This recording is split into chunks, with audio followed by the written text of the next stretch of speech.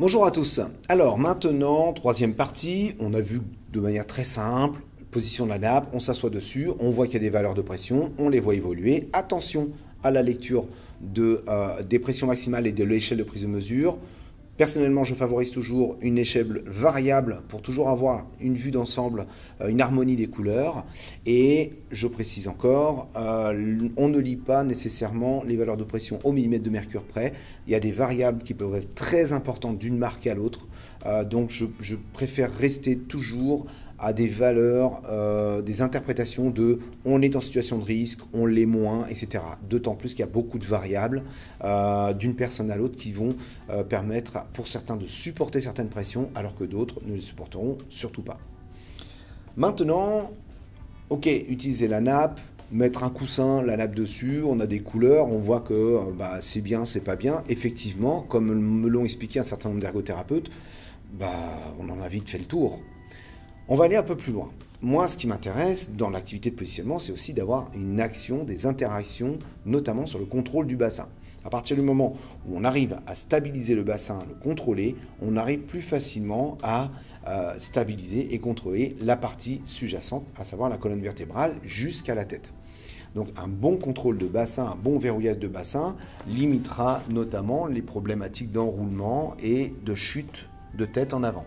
Donc tout ce travail d'antéversion de bassin et de rétroversion se joue sur deux éléments principaux, la qualité des éléments d'assise et la qualité des éléments de dossier. Ce qui veut dire qu'on peut utiliser la nappe à la fois pour l'assise et à la fois pour l'acier, pour contrôler les pressions. On le verra ultérieurement. Un premier exemple, si on prend le bassin ici sur cette planche, on peut constater que là, il est relativement stable en appui sur les deux ischions, mais il peut y avoir une possibilité de bascule, dans l'hypothèse d'un bassin légèrement oblique. Si on veut corriger, l'une des stratégies parmi tant d'autres, il y en a d'autres, mais l'une des stratégies parmi tant d'autres, c'est d'aller chercher un appui sous le trochanter pour aller le redresser.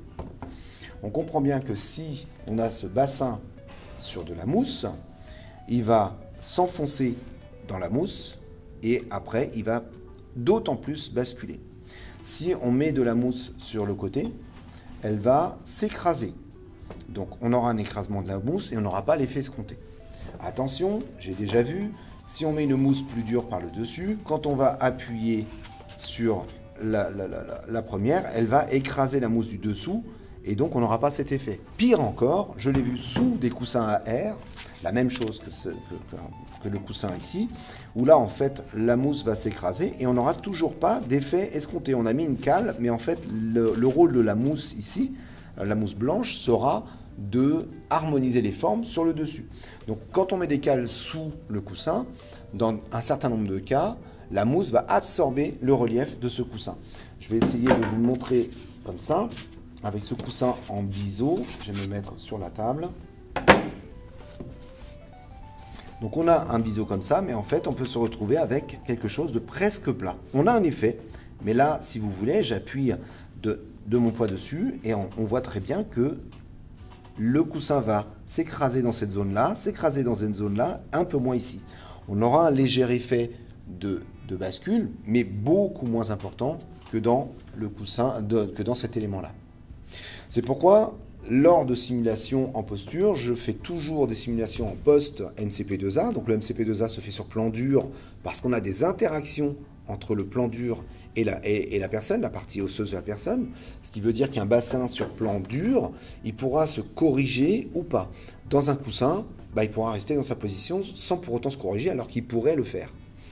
Ça nous permet de comprendre un petit peu où sont les seuils de correction. Donc l'utilisation d'éléments durs au moment de la simulation, ça nous permet de comprendre où sont les seuils. Ensuite, on va devoir travailler sur les densités de mousse dans ces zones-là. C'est une étape suivante. Un exemple. Donc j'ai une cuvette ischiatique, donc un bloqueur que j'essaie de vous montrer, voilà, avec donc une certaine pente. Donc l'ischion va venir buter ici. Et ensuite, j'ai des éléments que je vais mettre de chaque côté de mes trochantères pour stabiliser mon bassin. La question est, quelle est la hauteur à mettre dans le cas de ce bassin.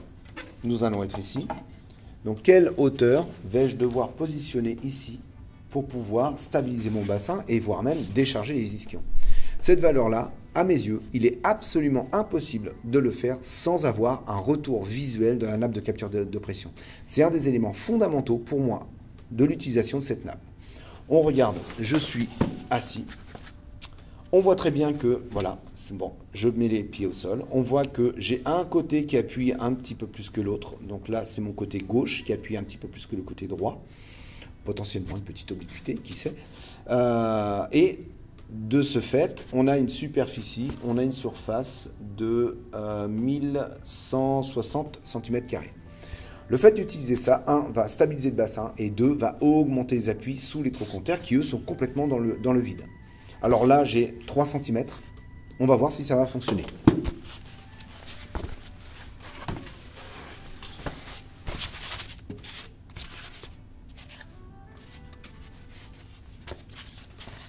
Je mets les éléments. Donc on a la cuvette, on a les éléments sur trochanterien que je vais réajuster une fois assis dessus. Voilà, je remets la nappe dessus et je vais repositionner de par moi-même les éléments. Qu'est-ce que ça va nous dire au niveau de la nappe?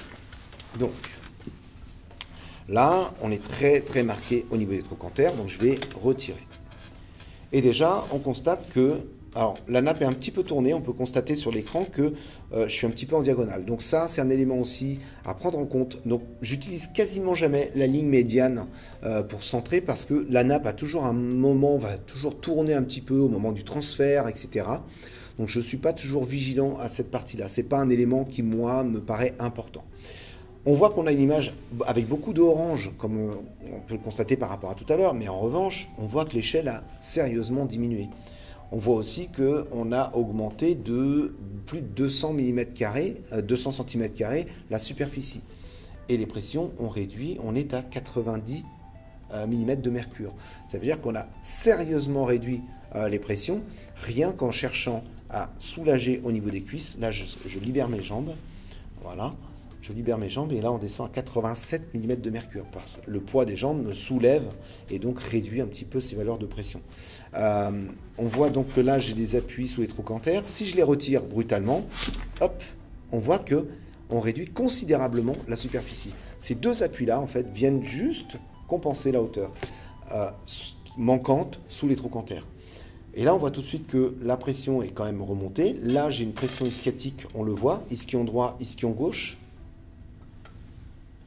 Ce qui fait que j'ai une pression ischiatique qui est remontée sur mon côté gauche. A priori, j'ai non, c'est le droit là. Donc, une pression ischiatique est remontée. Les valeurs sont remontées à 140 et la superficie a perdu 100 cm². Voilà. L'intérêt donc pour aujourd'hui, c'était de montrer que ça nous permet de trouver des valeurs de hauteur de coussin. On est dans du dur. Si je rajoute 1 cm dessus, tout de suite les pressions vont augmenter. On va pouvoir savoir très précisément quelle est la hauteur sous le trochanter. La suite au prochain épisode.